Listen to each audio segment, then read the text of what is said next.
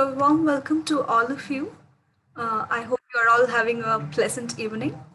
So, welcoming all of you on behalf of Team CSP at the National Institute of Advanced 20th Friday Lecture Series on the topic Posthumanism. So, it is indeed a pleasure to have Francesca Ferrando with us today. If we were to just Google the word posthumanism itself, it is her name that pops up first. And it seems like she has given many definitions to the word. So it is indeed a pleasure to hear from her about today's topic. Let me please briefly introduce the speaker for today. Francesca Ferrando teaches philosophy at NYU Liberal Studies, New York University, a leading voice in the field of posthuman studies and founder of the NYU Posthuman Research Group. She has been the recipient of numerous honors and recognitions, including the Sanity Prize with the acknowledgement of the President of Italy. She has published extensively on these topics. Her latest book is Philosophical Posthumanism. In the history of TED Talks, she was the first speaker to give a talk on the topic of the posthuman. US magazine Origins named her among the 100 people making a change in the world. It is indeed a pleasure to have you with us today, ma'am.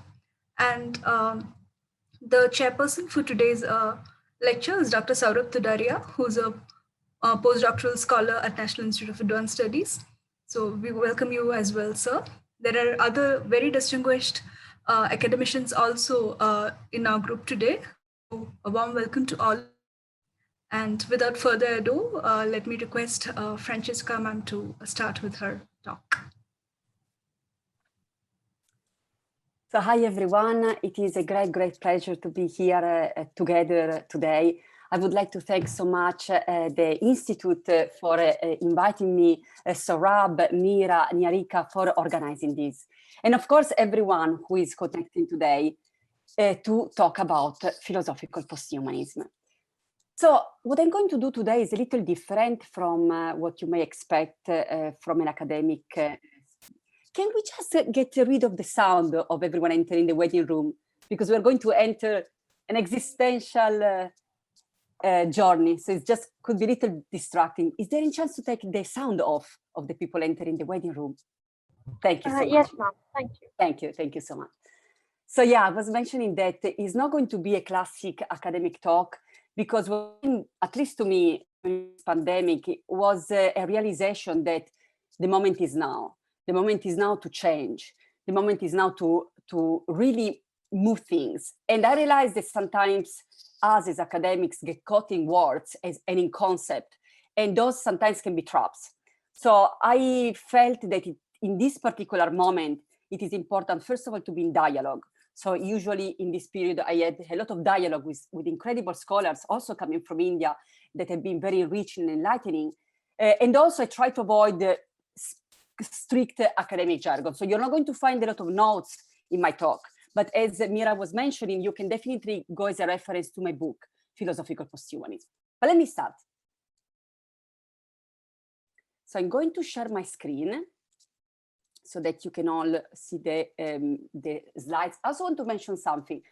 The talk is voice, visuals, and also I'm going to use my little gong to get us a little more deep into the reflection. I would also like to say that if you're only listening, keep in mind that sometimes I'm not going to read the words that are in the slides. So if there is any chance you could be with us, also looking at the screen, it would be excellent. Otherwise, you can just listen to it. Just keep in mind that you may lose a couple of things here and there, but it's not a big deal. Just do as you wish and as you're comfortable. So, right, I'm going to share my screen. I'm going to start my slideshow. And yes, we are talking about existential posthumanism, a path, discovery.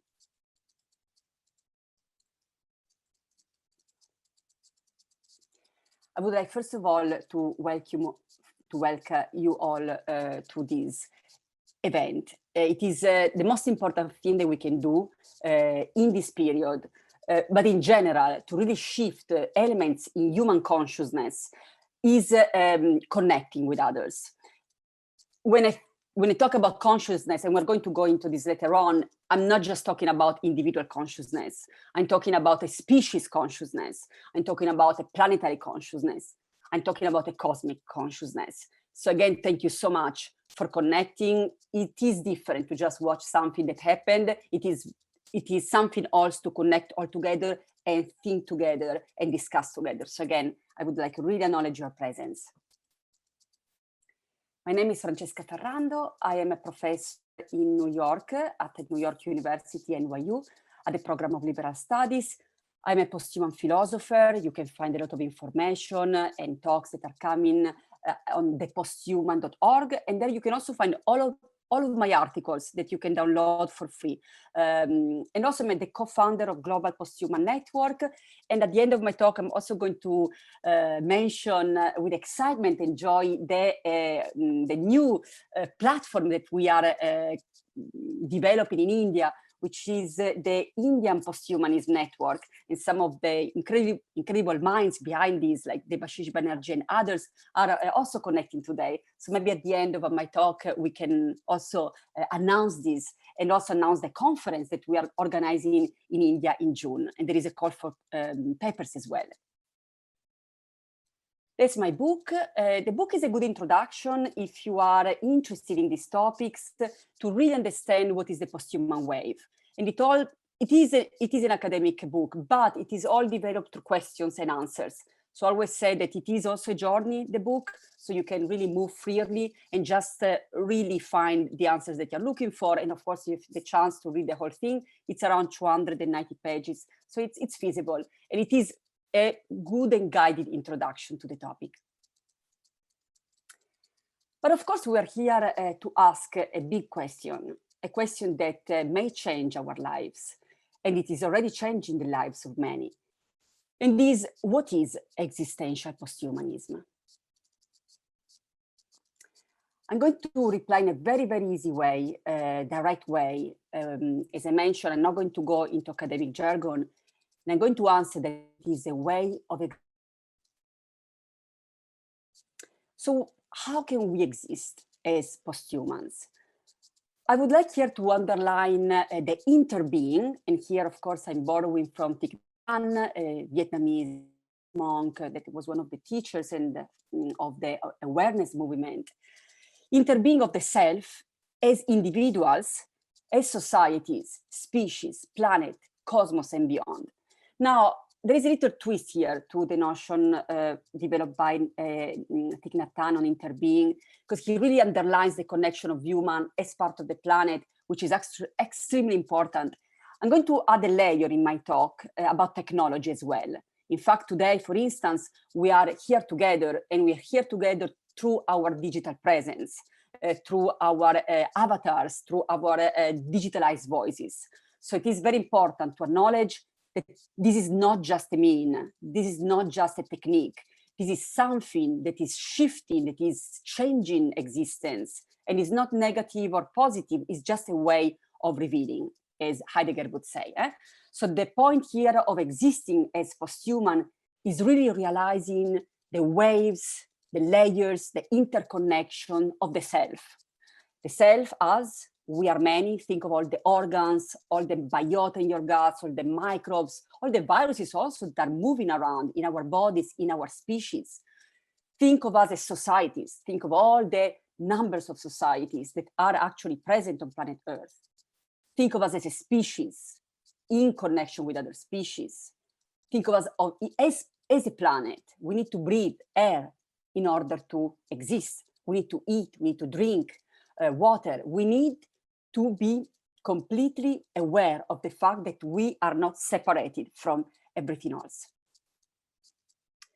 So yes, what I'm going to also underline is an understanding of humanity that comes in relation, actually I would say in ontological relations with specifically ecology and technology and beyond. So this is something that I would like to underline, that when we think of the humans in the 21st century, we need to be brave.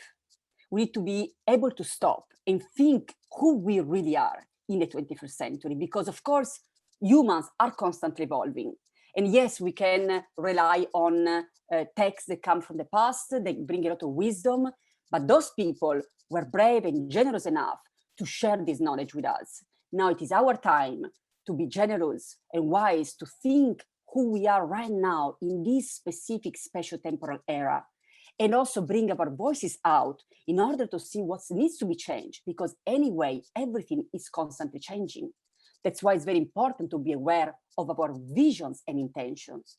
And also, of course, it is important to bring our voices, dreams, and messages to the futures, because we are the results of the dreams of the past. Our names are names that our families have chosen for us. The society that we're living in was created by people coming before us. So now it is time to see what we need for us and for the people coming after us. It is our response/ability. It is something we need to do. So when can we apply philosophical posthumanism? So is it something that we can write about, or is this something that is going to come to the future? My answer is right now. This is the only answer that I can give you, because if a philosophy is not helping you navigating your life, if a philosophy is not helping you navigating a specific historical moment, it is not a philosophy. It's not the love for wisdom. If we look at the etymology of the Greek word of philosophy, although there are many other etymologies and words that we could look at, and the Upanishads, very, very ancient Indian text, it's coming with deep, deep philosophical insights. But if we look at the word itself, philosophy, it means philosophia. Philos, love, for, sophia, wisdom. Or some people like to reverse and say the wisdom of love, which could also be very intriguing. Yes, this is a very delicate historical moment. We are living during a pandemic, COVID-19. This pandemic, the virus, has reminded us all a very important lesson: finitude, the fragility of human life. I think all of us are familiar with this kind of images. This come from Italy, but it's really something that can apply to any place nowadays. As someone who got a crisis and people who are trying to help the people who are in getting the disease. But of course, the lesson is much wider than that. The lesson is that we live and we die. And when we are caught in our game of existence, when we're caught in Lila and the cosmic game, according to the Hindu tradition, and it's a great concept, sometimes we forget that we are going to die. Of course, some people could say maybe humanists, which is also very interesting philosophy, and they might say, well, we might radically expand our life. But even so, eventually, there is going to be an end. Even the sun eventually is going to stop shining. So it is very important to acknowledge this, because that's how we can really focus on taking care of ourselves right now, being loyal to our visions right now, not waiting until tomorrow, because tomorrow, first of all, may never come, and also because tomorrow is right here, right now. We are creating our tomorrow. Time is not linear, and in that sense, of course, the Hindu tradition, but not only Hindu, are also great teachers. The yugas, the idea of if you want, the cycle, or if you want, the spiral of time, instead of, let's say, more like a Western approach. I would say more contemporary Western approach of time as linear, because of course all ancient societies saw time as a cycle, as a spiral. And of course, this period has shown a lot of things, has shown a lot of wounds. One of the issues that came out very clearly with the pandemic are the inequities in the social order. And I'm going to give you some examples. First one, for instance, is classicism. In fact, a lot of people who are dying and died during the COVID-19 were people who were doing routine and manual works, instead, for instance, of people in managerial positions, because they could work from home, while these other categories of people had to work outside of home. And of course, they were more at risk of getting the disease. And another issue that came out very clearly is that, for instance, I'm talking about the states, but that's not only the case of the states. I'm going to give you another example later, is that, for instance, Black and minority ethnic groups have been disproportionately has been affected by COVID-19 in much more than other groups. That's something also very important. And here on the left side, we can see, for instance, the mortuary trucks in New York City in the spring, and also, of course, we need to relate to the Black Lives movement and how that really brought a very important notion and a very important understanding and awareness and awakening to us all. That's something that we really need to relate. Also, for instance, in the Indian context, COVID-19 has sharpened caste discrimination. For instance, people coming from elite ethnicity background, in some cases, they had lower access to services and higher mortalities. So we need to keep all of this in mind.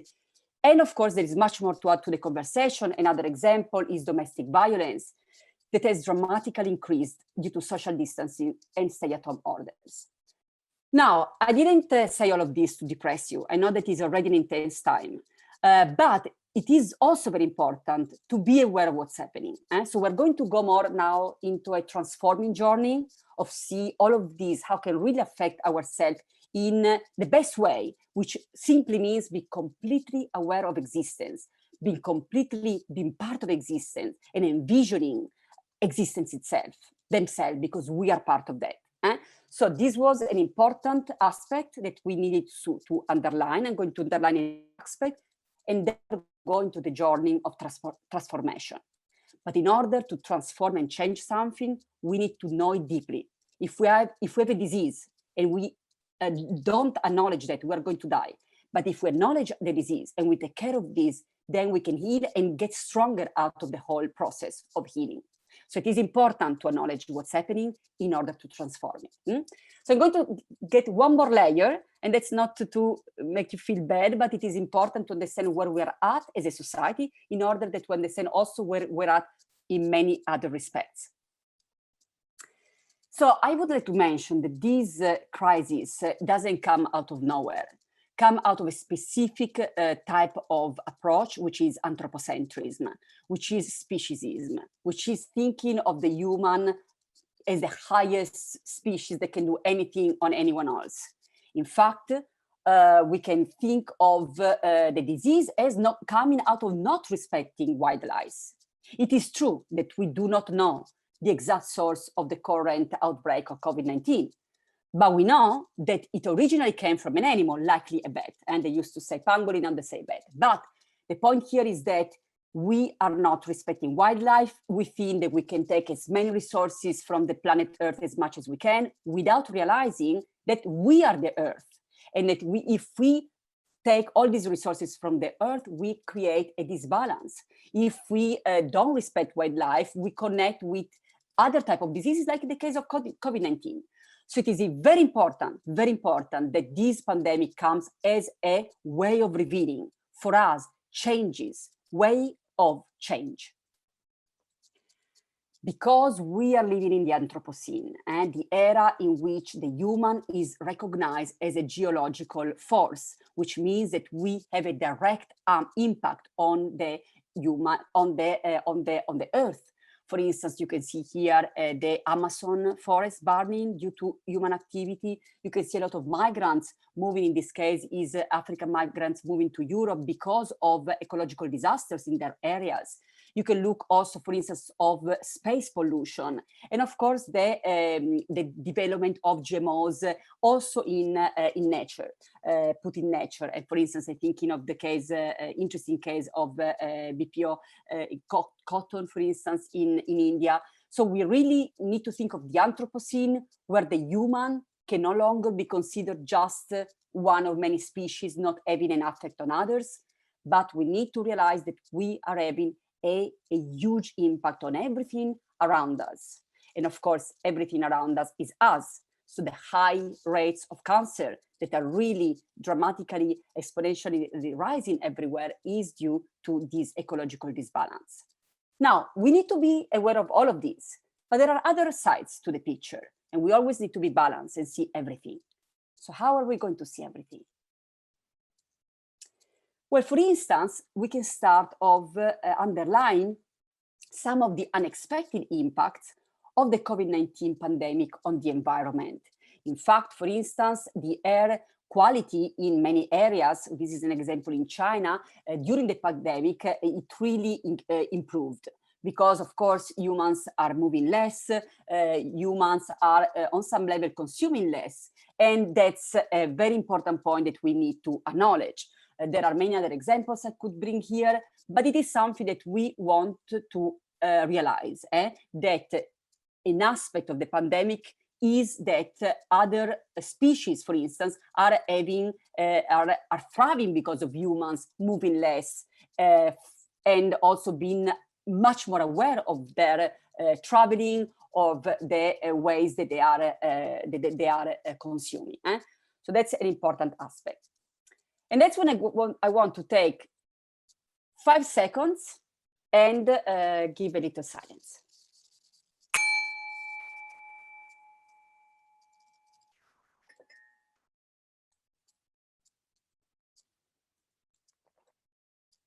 That's important because we are going to enter a different perspective about this pandemic.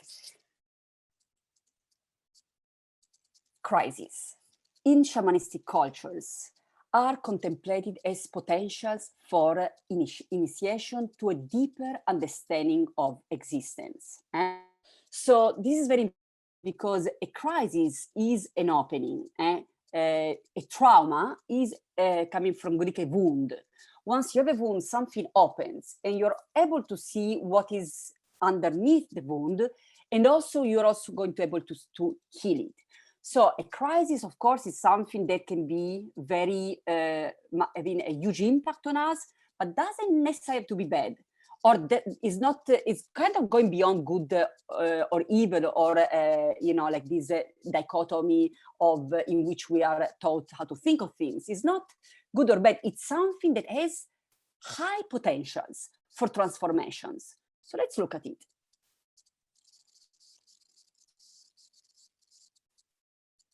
I would call this, on many levels, a wake-up call for every human being. To realize that we are part of a species. In fact, COVID-19 doesn't really care if you are Indian or American or Italian or Chinese, female, male, black, white, or Brahmin or Dalit or anything else. We are part of a planet. Of course, there are layers to this, as I mentioned. There are a type of discrimination that are still ingrained in our society that we need to be aware if we want to see a different way of existing. But we are part of a species. We have an impact on everyone else around us. We have an impact on the planet. We have an impact on the cosmic consciousness because we are all part of this. It's like an ocean. If you throw a plastic bottle in the ocean, it is going to affect everything else around it because eventually it's going to be disintegrated, be micro elements of plastic in the ocean that may be swollen by fish, and then the fish may be eaten by some humans, and that element may get a disease in the human. The cycle is the interconnection. That's a huge realization. We are in this together, but also we are different.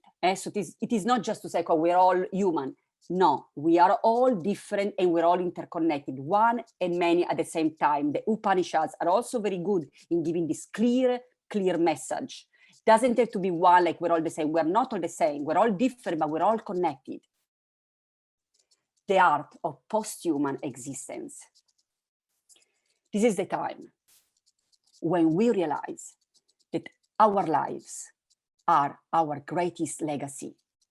This is the art of existence. You may be a painter, you may be a scientist, you may be a scholar, you may create all these wonderful works around you, but the highest work of art that you can manifest is your own life. And on this, of course, Nietzsche and the Übermensch also teach us a lot. The idea that, from being the camel, someone who just accepts anything that is given to them, ideas, notions, to the lion, the one that rebels, you get a child, the one that can see everything with incredible curiosity and joy, and knowing that everything is possible, that everything is constantly changing. So existential posthumanism, as a philosophy of life, approaches humans in all of their varieties, non-human animals, technology, and ecology relationally. Posthumanism investigates the human condition as a cosmic co-emergence. And on the background of this, of my presentation, these are actually stars. This is a NASA image that I have a little twisted and edited. But on the background, these are planets and the stars, and we are part of this cosmic multiverse that is constantly expanding. And of course, in that sense, there is no finitude. There is no finitude, there is only transformation, including death. Death is not an end, it is a transformation. Now, I would like to open a parenthesis because many other aspects have been very clearly explained by many other philosophers and philosophies coming before us, but not so much technology, because we are becoming very aware of technology in the 21st century. Although, of course, we've been using and we've been technological beings since probably the beginning of the evolution of humankind.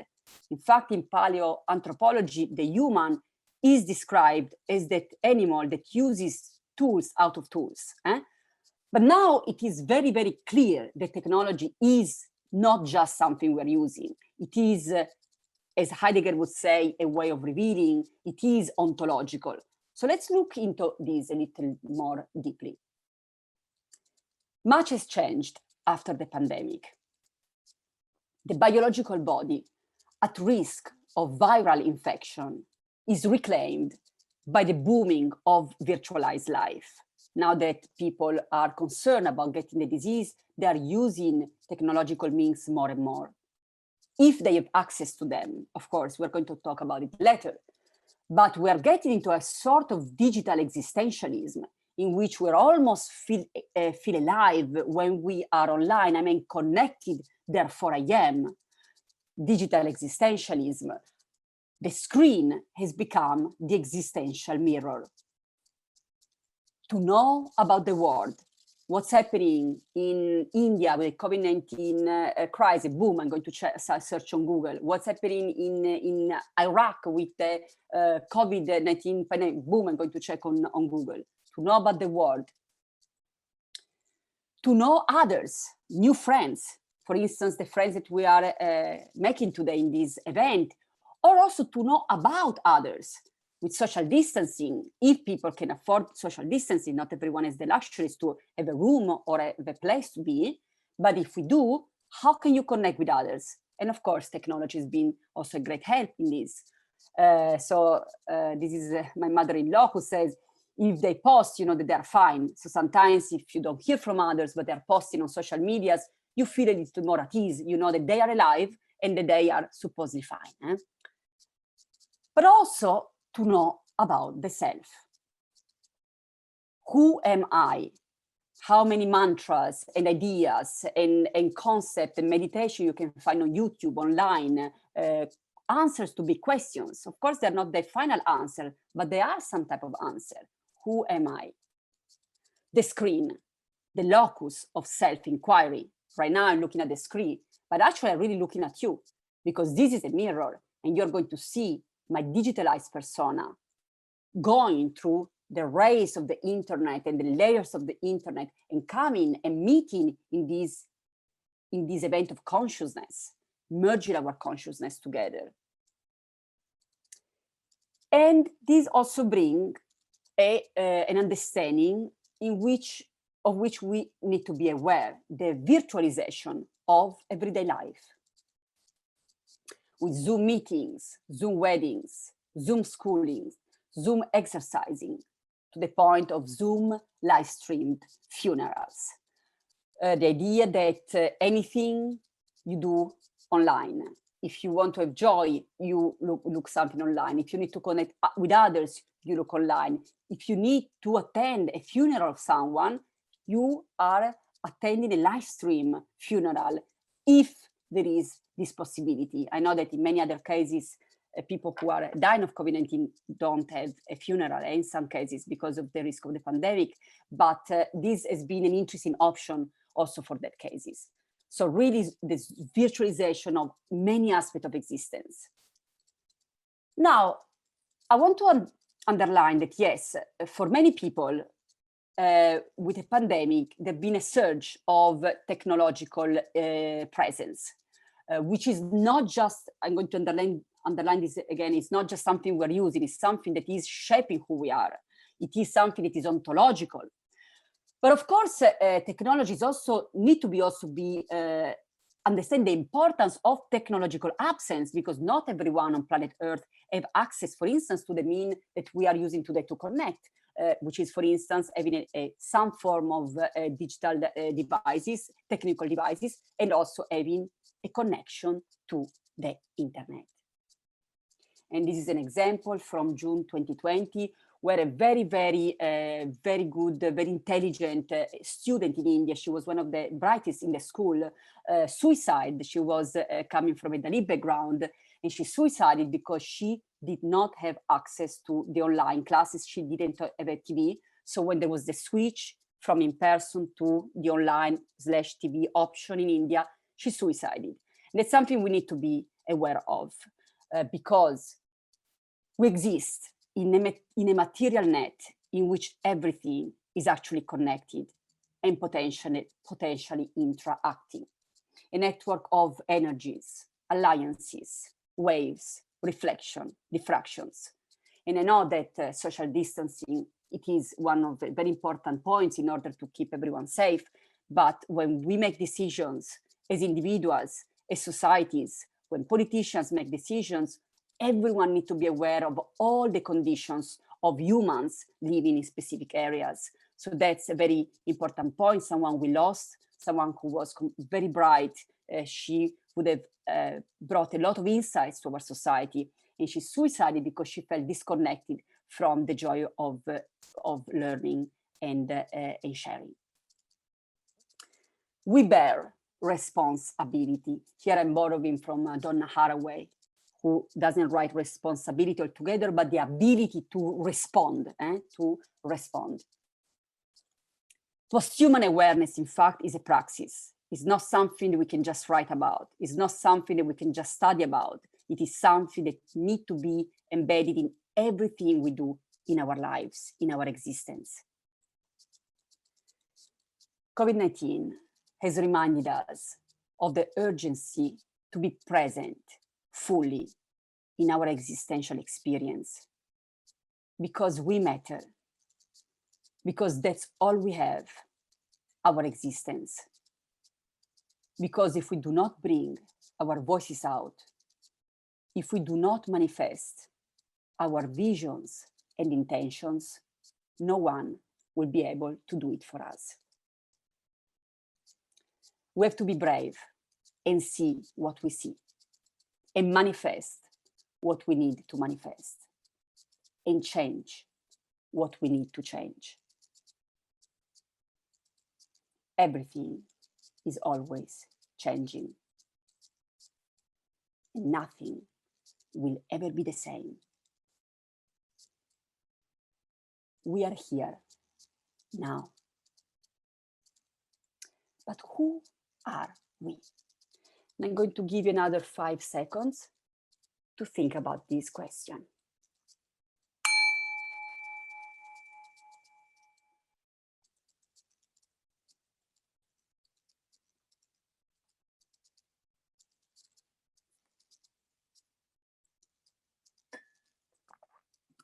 Who are we? We are aware. So what is posthuman awareness? I would like to define posthuman awareness through these 3 layers. So it means that we will access existence through posthumanism, post-anthropocentrism, and post-dualism. Let's look at each of them, and don't be concerned about the big words. We're going to explain each of them in very clear terms. The first layers, and they're not hierarchical, so it's not that one is more important than the others. They are all interconnected. So to have posthuman awareness, you need to have all of them at the same time. So the first one is recognizing human diversity, recognizing that humans are many, that we're all different and still we're all connected. And so you are. Think of you when you were very young, like when you were just born, and when you were 3-year-old or 4-year-old, and when you were 8, and when you were 15, and when you were 20, and so on. You then were different, but you are still connected on some level to who you were, although, of course, you are a different person. You are different from yesterday. Some of the cells in your body are different. So we can think of us as rivers, constantly changing and manifesting, but of course also connected. So that's also how I would like to think of the human as a species. We're all different, we're all connected, but it is important to recognize that we cannot just think of others in the way we think of ourselves.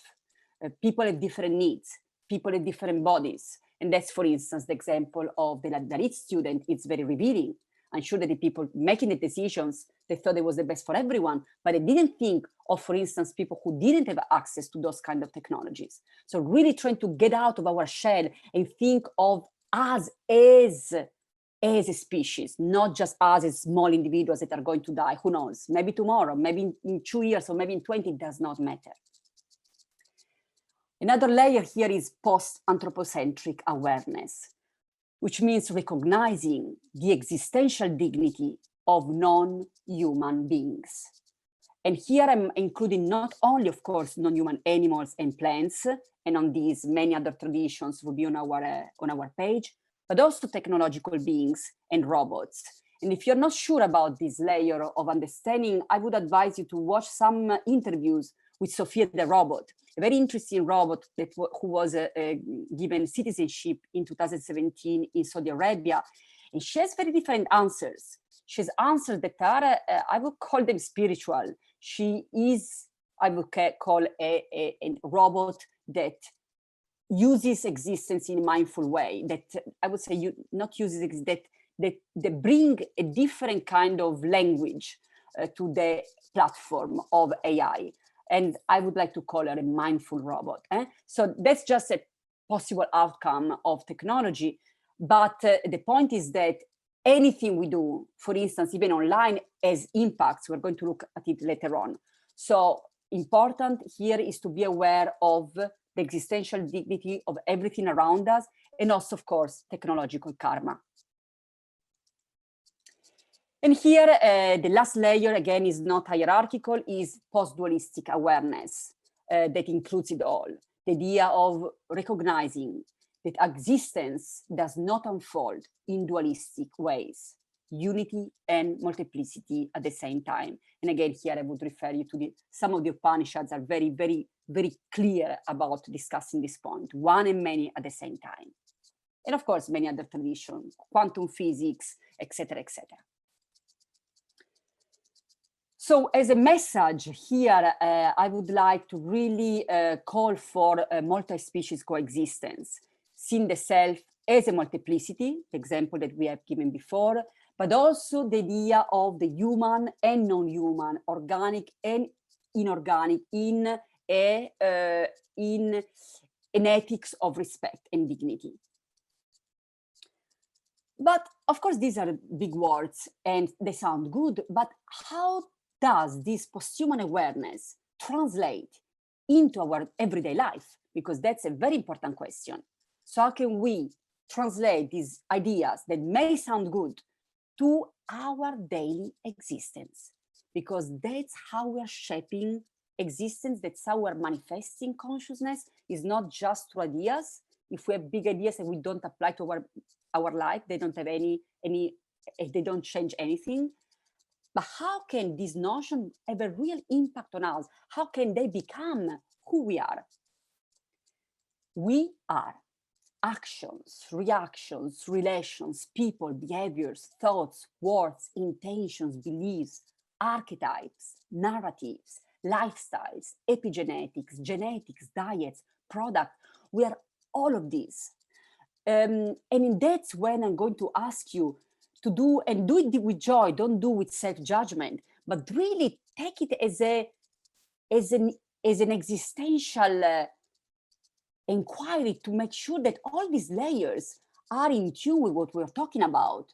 So for instance, if we are using a language that is sexist, for instance, if we are saying, hey guys, when there are, female and male and all kinds of genders, that's something that shows that we are not aware of who we are in front of us. So let's try to really deconstruct this awareness in the micro and the macro. And the micro, of course, are in a tango dance. They are dancing together. They are co-creating each other, the yin and yang, the waves of the water. The water is a metaphor, for instance, of the Tao. So these are all relational, co-creating elements. So when we think of us, we're thinking of all these layers. What kind of products are we buying or are we selling? How are we treating others? Everything is us. Who are the people we are hanging out with? How we treat them? What kind of archetypes are we creating in our existence? Because we are all archetypes. We are creating and creative characters in the cosmic game of Leela.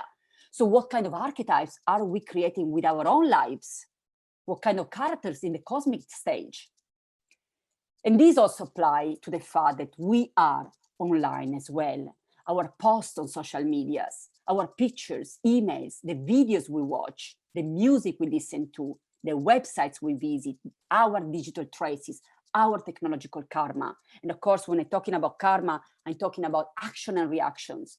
Everything that we are also online. So this awareness should be also included in all the aspects that we are when we are online.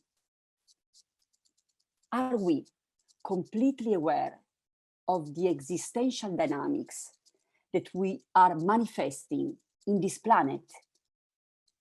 Are you completely aware? Am I completely aware of the existential dynamics that we are manifesting in this planet? Think about this.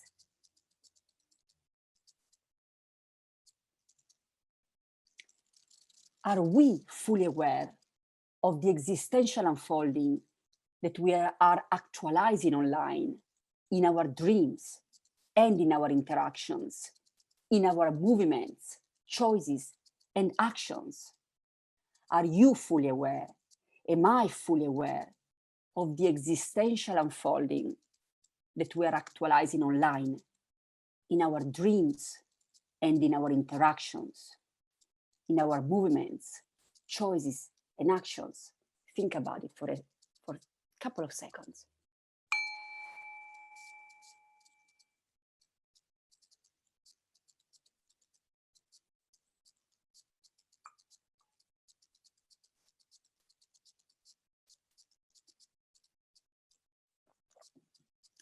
In fact, technology is not just technology, it's a way of revealing. And so we are ways of revealing.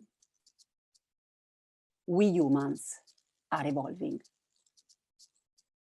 We as individuals are constantly changing. We are relational. The Anthropocene is calling for ecological awakening. Big data is showing the reality of technological karma.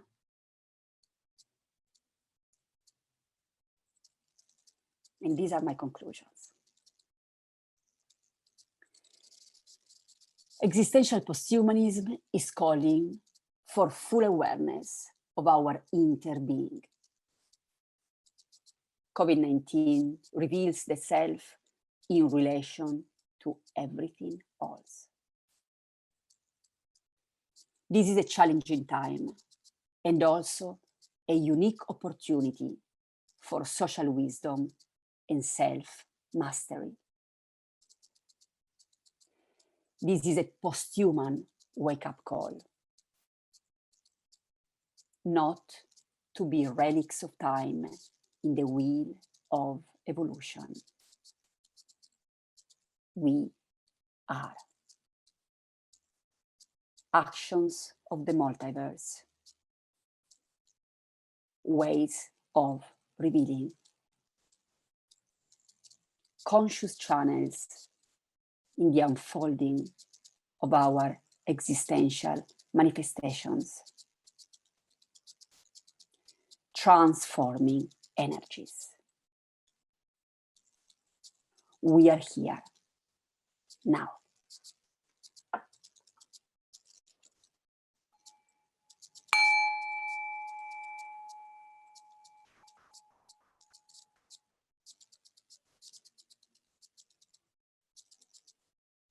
I would like to thank you all for your presence with my deepest, deepest, sincere gratitude. This is my website if you want to connect. Of course, we're going to have a Q&A right now. And also, I would like to, I'm very joyful and delightful and excited to introduce you all to the Indian Posthumanism network that is developing. India has incredible minds and visions and energies. And I'm so, so, so grateful and honored to be part of this. So thank you so much, everyone. I'm going to stop sharing my screen now, and we're going to go into the Q&A. But before this, I would like to ask you all, and let me just stop sharing, to take 1 minute to really think where you are right now in your existence, how COVID-19 affected you all. How can this be an opportunity for awakening, for existential revealing? So I'm going to give everyone 1 minute, 60 seconds to do this short exercise. It's 8:51, we're starting now.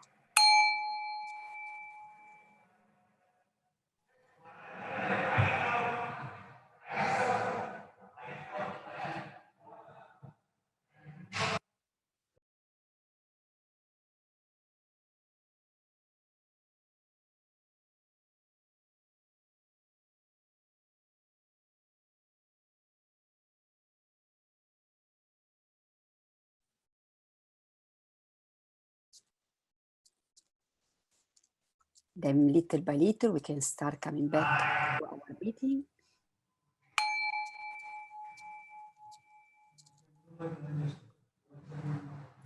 Thank you again, everyone. Thank you, Mira, Niharika, and Saurabh. And of course, if there is anything we should talk about, thank you so much. Thank you so much, ma'am, for that insightful, thought-provoking, and beautiful lecture. The way you conceptualized and conceived the COVID times, and the beautiful way in which you called for action was indeed quite nice. So I'm sure there are a lot of questions. We have a couple of them in the chat box already. So we will take them one by one. And if you have more questions, you could please raise your hand and we will take them as well. So let me also tell you that if at all there is a time constraint, we will be opening up our WhatsApp chat box, the link for which we will share here. And we will open the chat box for further discussion. And alternatively, you could also mail ma'am. We will send her email ID as well here. So for now, we will start taking questions. We have one from Meenakshi Verma. We will ask her to unmute and ask the question herself if she would like that. Meenakshi Verma, ma'am, are you here? Yes, I'm here. Can you hear me? Yes, we can hear you. Please go ahead with your question. Good evening, ma'am, and thank you so much for bringing up this platform. I'm really happy and excited and grateful. So my question is this existential post-humanism about how an individual lives in connection to the surrounding energies, or is this about exploring how the individual creates space of existence, or about both? And where can I read about this aspect in detail, like this concept? Because I would be, using it for my further research purposes. So I would definitely want to read more on it. Thank you. Meenakshi, thank you so much for such a beautiful question. My answer, of course, is both. In fact, when we think of us existing as individuals, the notion of the individual has to be really, I guess, reaccessed and reunderstood. Because in many traditions, think, for instance, in the Western tradition of the subject/object, in which you have someone writing about something else. And then with quantum physics, we realize that that's not the case, that by being a subject, you are changing the object. By observing the experiment, you are changing the experiment.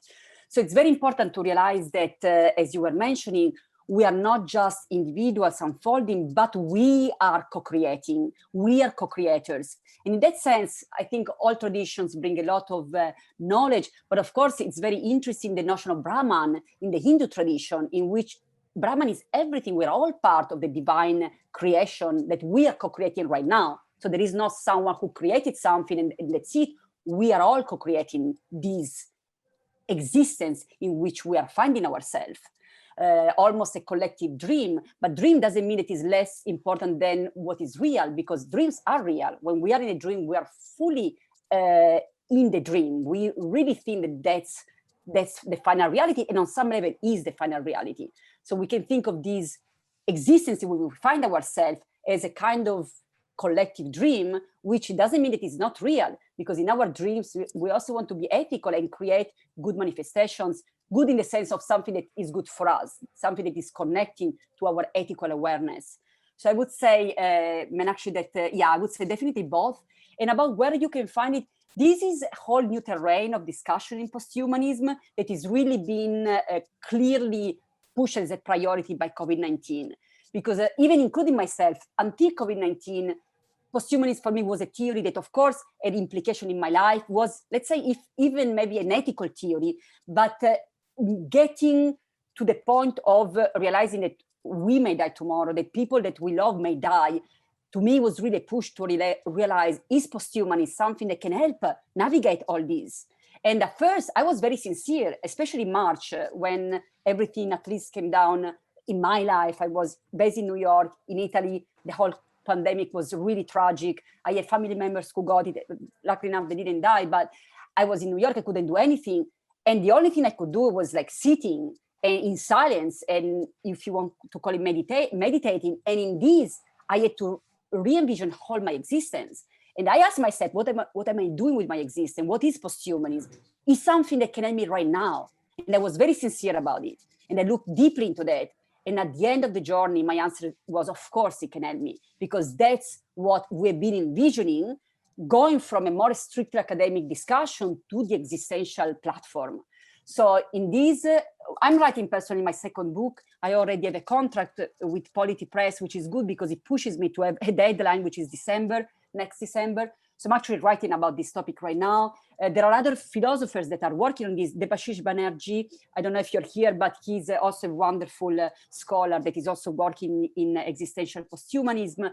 Some of you may be interested in this. We need more voices, because that's something that is developing right now. And that's also very exciting, because it's not just relying on the Upanishads or on the Bible or on Nietzsche.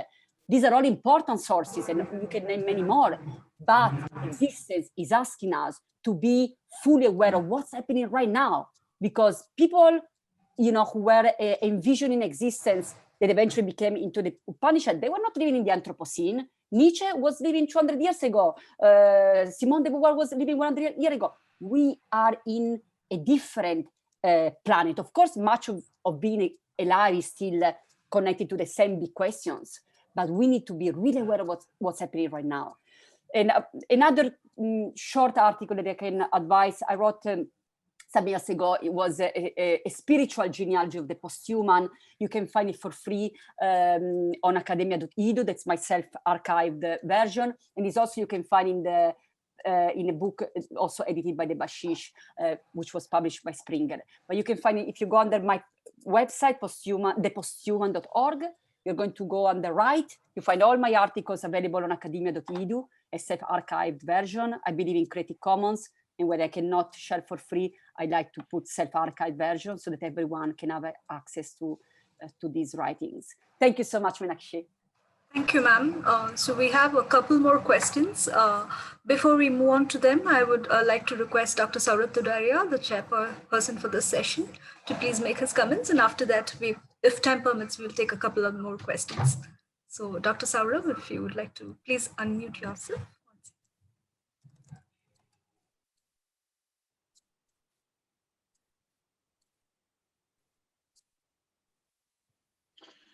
Thank you, Professor Francesca, for this fascinating talk. And it is actually, it is like a really an existential kind of the talk where what Heidegger called the Gelasenheit, the letting be, where you let the audience be and let the knowledge and all the kind of facets of the posthumanism with the existential situation is flowing very beautifully and freely. So thanks a lot for this talk. So in fact, so I would like to ask you basically from the perspective of what Heidegger called as the overcoming of metaphysics in Western tradition. Like when Heidegger in the letter of humanism, when he also, and Heidegger through all his life is trying to overcome the metaphysics or humanism where the humans has been defined in some terms of some essence. Dr. Saurabh, sorry to interrupt you. Your voice is breaking a little bit. So is there any way you can probably recheck your connection or something? I am hearing you well. Okay. Am I audible now? Your voice is breaking a little, but I think, ma'am, are you able to understand him? Can you hear him clearly? I can hear some part. I could see that you were talking about Heidegger, the letter on humanism, and I couldn't understand. Like you was mentioned, the second part was it harder to understand? Okay. Yeah. Am I audible now? Yeah, more or less. So we could probably give it another try. Okay. Yeah, Okay. please go on, sir. So I'm just, in short, I'm asking that when Heidegger talks about this overcome of metaphysics, when he says the man becomes the passage where the being dwells in silence, so we see that in the art, some of the poets and artists like Keats talks about the negative capability on the basis of which artists can live with the uncertainties, mysteries, and doubt. So we see that on the one hand, there is the philosophy which want to represent everything, but in art we say that art opens up to this non-human phenomenology of wonder, of being with the others and nature. So how do you see this, the relationship of the art with the posthumanism? Thank you so much, Saurabh. So I think I understood most of your beautiful question. And if I did miss a couple of aspects. So I think that the question is about, what about art? Because as you rightly says, for instance, Heidegger, one of the answers that he gives, not only as you were mentioning the letter on humanism, but also on his work on technology, is actually art. So is that the question, Saurabh? Is that the art in relation? Perfect. That's a very, very good question. Yeah, of course. So, for instance, when we think of Heidegger in many of his works and many other philosophers, so for instance, art is a key of understanding. Now, we have to think something that is also very important here. When Heidegger talks about art, he was a classical scholar. He studied the Greeks, especially the Greeks, also the Romans and the impact. But the Greeks had a huge impact on him. And when he talks about art, he really thinks, for instance, in relation to a notion that is very well explained in some of his work, which is poiesis, which is the unfolding of existence. And also he relates this to technology. That's why he says technology is the higher danger when we don't realize that also technology is a poiesis. But what is poiesis?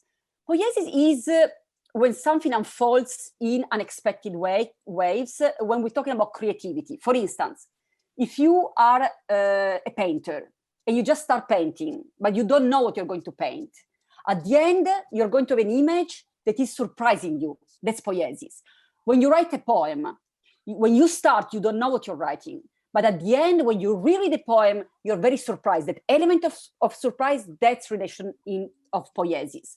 When you are in a jam session, if you're a musician, and you start playing with other people, you don't know what you're going to play, but you are listening to each other, and you create something that comes with poiesis. But also Heidegger underlines that according to the Greeks, the highest master in poiesis is actually fusis, which is nature. In fact, he says the most beautiful example of poiesis is a flower that is blooming. So when he talks about art, we need to really think it in existential terms. And he didn't like the term existentialism, but he was defined as an existentialist. He was talking about ontology. And he, of course, talks of this in relation to technology as well. So technology also is a poiesis, is revealing elements of existence that were not there before, is a creativity. And when we forget about that, that is a big danger. The danger is not robots taking over. It's not AI taking over. The danger is forgetting this important element of technology. So for me, going back to your question, art, it is a very important element. I'm also a Nietzschean scholar. Friedrich Nietzsche, who was a very important German philosopher, had a huge impact in my life. And when I studied him, I was very young, and he was the first philosopher who had a huge impact in my own existence. When he says through the metaphor, some people say that maybe it was not a metaphor, but does not matter. The way he wrote, it is a metaphor, the idea of the eternal recurrence. So he said, let's play this game, and let's play this game with all of you right now. And I'm going to ask you all to play this game.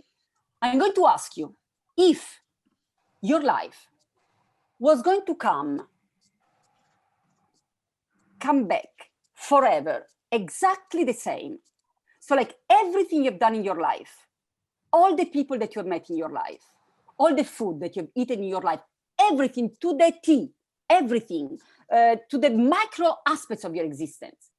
If your life was going to come exactly the same forever and ever and ever and ever and ever, would you say yes to that life? Now, Nietzsche says, actually, sorry, think about this. Would you say yes to your life? Let's give 10 seconds to this. Would you say yes to your life exactly the same?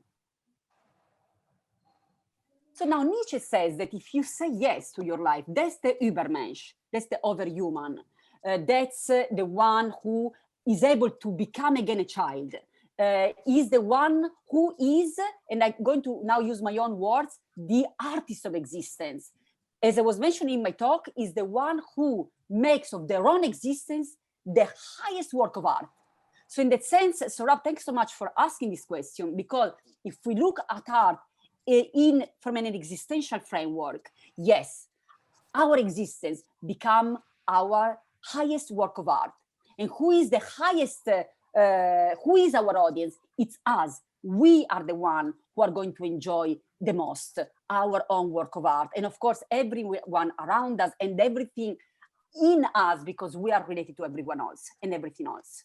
So that's, for me, was an exercise that helped me shape my life.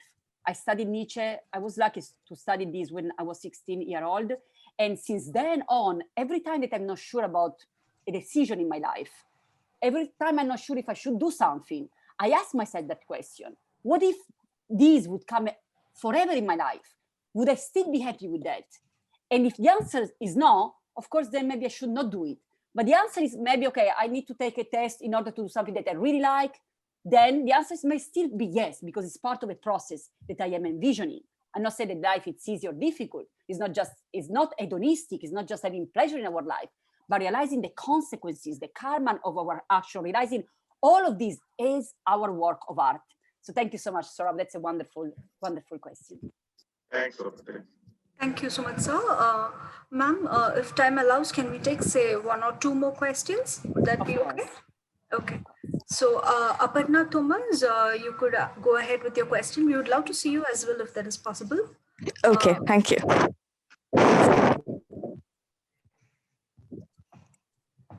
Hello, ma'am. I'm very excited to talk to you. I'm a research scholar in pandemics and posthumanism.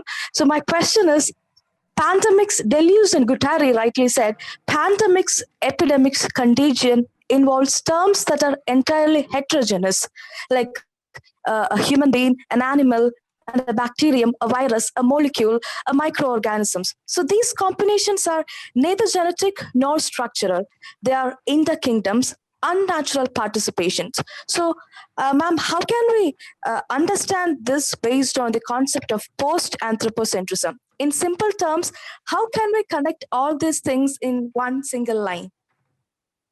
Thank you so much, Aparna, for this beautiful question. Yes, so definitely, and thanks also for bringing Deleuze and Guattari to the conversation.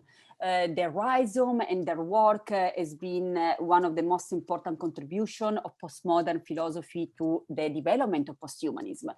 And to answer to your question, I would actually go through Deleuze and Guattari, and I would underline an important notion that is also a practical notion. It's not just a conceptual notion here. The idea of becoming other. They bring a lot of examples, like becoming insect, becoming plant, becoming woman, becoming machine, becoming, all this idea of becoming. Of course, now you can ask, how can you become plant when your embodiment is a human? How can you become machine when your embodiment is human? And that's when post-anthropocentrism really comes to the conversation. Because it is true that, of course, everyone have access to existence and manifest existence from a different perspective, a different location, which is related to our embodiment.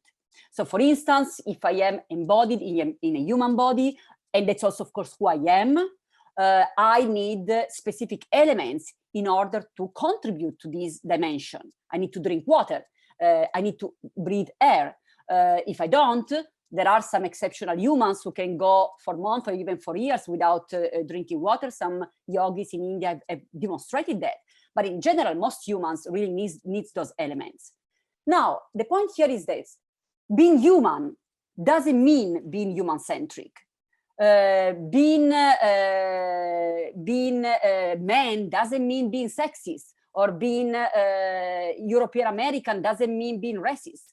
Now, when we go about the human, it is important to acknowledge that, of course, our embodiment, it is a specific type of embodiment. So if I'm trying to understand the human, if I'm trying to understand other non-humans through myself, there is the risk of anthropocentrism. So that's, for instance, a criticism that is being given to Deleuze and Guattari. The idea that, okay, you cannot really ever become a plant because you're not a plant, or you can never really become a robot because you're not a robot. But that's a little linear kind of thinking, because when we think of ourselves, we are also plants. Think of the food that we intake. I'm a vegetarian, for instance. I eat plants every day.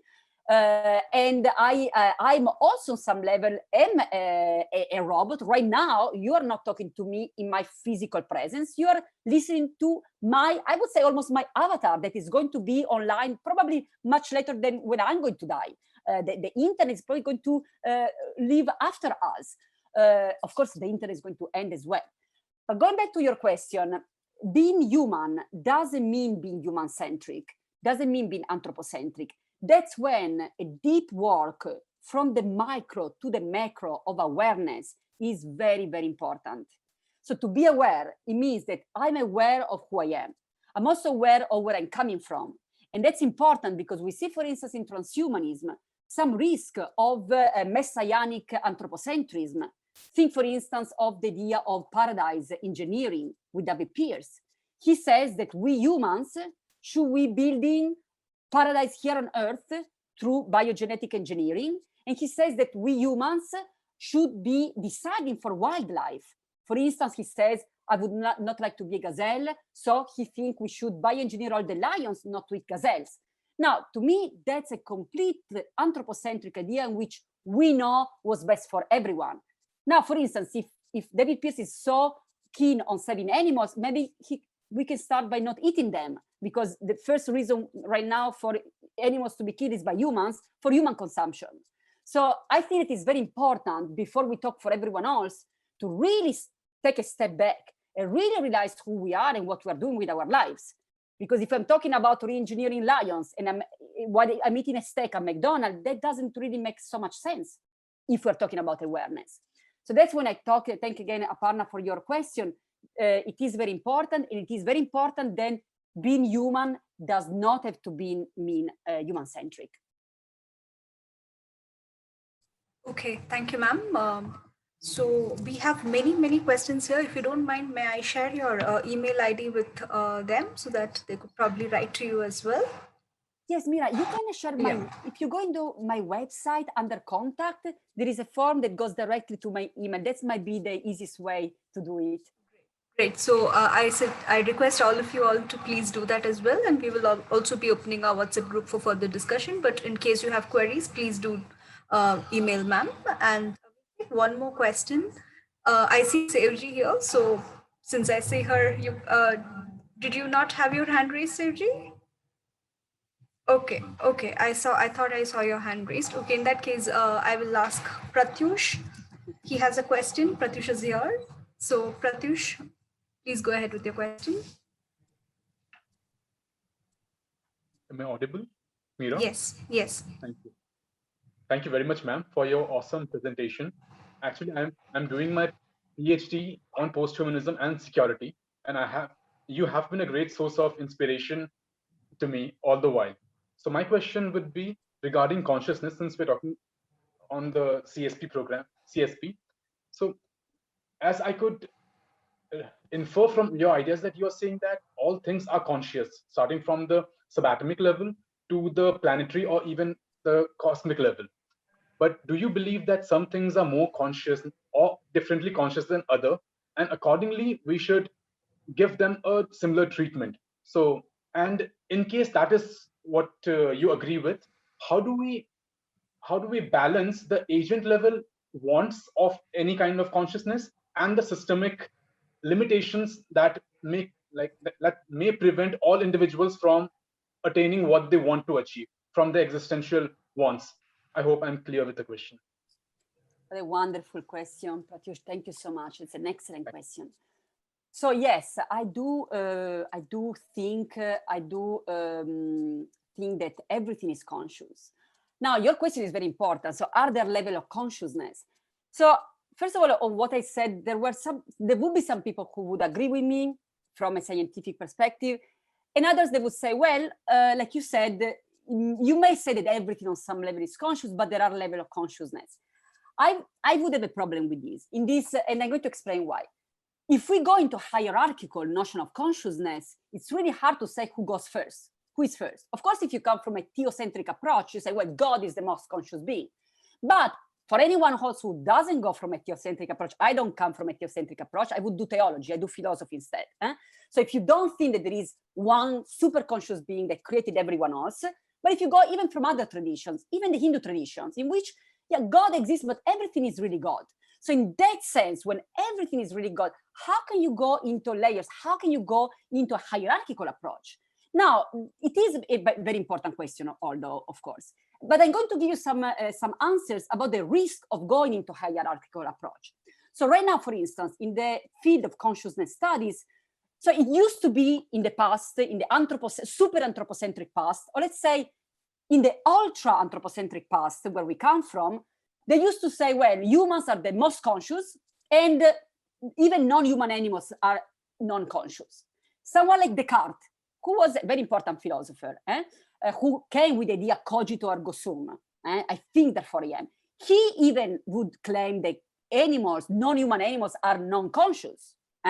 And there was a whole tradition until very recently. I remember some years ago reading a paper from a very famous philosopher saying that you can kill animals because they don't suffer, because they don't cry, so that they don't have pain. And I was so outraged by that paper because it was so human-centric. So you think that the only way to show pain is crying?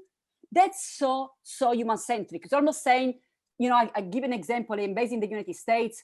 People used to come to Ellis Island, migrants, and here they would get an interview in English.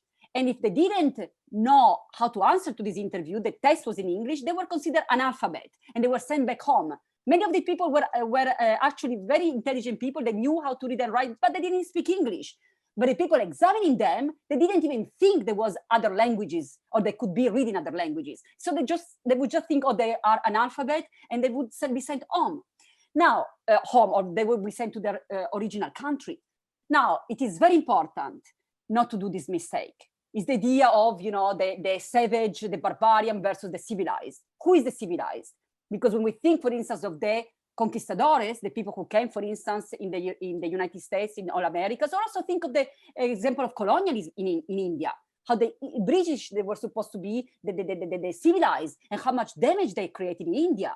Or think of the people coming to the Americas. They were supposed to be the civilized, and they created not only pandemics, but also a genocide of native people here in the Americas. So I think it is very risky to go into a hierarchical approach of consciousness. And those were all questions asked during colonization. For instance, in the Americas, you have a whole debate about Native Americans back in Europe, back in Spain, of people asking, are these people conscious? Are these people human? So going back to us, going back to the 21st century, there is, of course, all kinds of questions about who is more conscious than others. But I think that's very risky, because if you're going into other type of discussions, like, for instance, AI takeover, I'm not one of those people thinking, oh, AI is going to take over, because I think AI is already taken over. AI is already here, it's already part of consciousness itself. So it's not anymore of fearing or not, it's part of who we are. But if we're going into that kind of discussion, of course, AI eventually may ask, are human conscious? Because they don't seem very aware. They kill each other, they kill non-human animals, they pollute the environment, they rape, like, are human conscious? And of course, AI might, some super intelligent AI may say, well, they're not really conscious. Actually, they're not conscious at all. Let's, get rid of them all. So, and I think that humans are conscious. Of course, it's more of a maybe level of consciousness within our own life, or maybe become more conscious of who we are, on what we do. So yes, I think that there is a hierarchical notion of consciousness, but it stays within us. How conscious are we? So it's not based on species, it's not based on genders, it's not based on races or ethnicities or caste, it's based on individual approaches to life. So I don't know if I answered your question, but it's a wonderful question. Thank you so much. Thank you so much, ma'am, for patiently answering all our questions. And thank you, everyone, for being here today. Dr. Sankita Menon is the head of Consciousness Studies Program and Dean of Humanities and Social Sciences, who is the brain behind the Friday lecture series. And unfortunately, she could not be here today, but I thank you from her side as well. And on behalf of Team CSP, I thank you, Francesca Ferrando, for being here today with us, and Dr. Saurath Daria as well for chairing the session, and all our members of the team for being here. Ma'am, would you like to say something more? I would like, first of all, thank you so much, Mira, Sorab, Niarika, and all the team at NIAS for organizing this, all the people who met today for this event. I would also like to apologize to our posthuman community outside of India, because I made a mistake. I see that a lot of people are trying to connect now. I made a mistake. I sent everyone the note of the talk being at 9:30 Est, which is New York time. So a lot of people got confused. That was my fault. I'm sorry. It's hard to relocate in all these time frames. So sorry for all that posthuman community who I see trying to connect now. But the event is being recorded, so it's going to be on YouTube. And so thank you so much, everyone. Let's go on with the conversation. We have a beautiful platform now, not only the Global Posthuman Network, but also specifically the Indian Posthumanism Network, that we can really all develop a conversation in India. And India is offering so much to posthumanism, and is going to offer so much more with all your insights, vision, writing, approaches. So thanks so much, everyone, for being aware of posthuman existence. Thank you so much.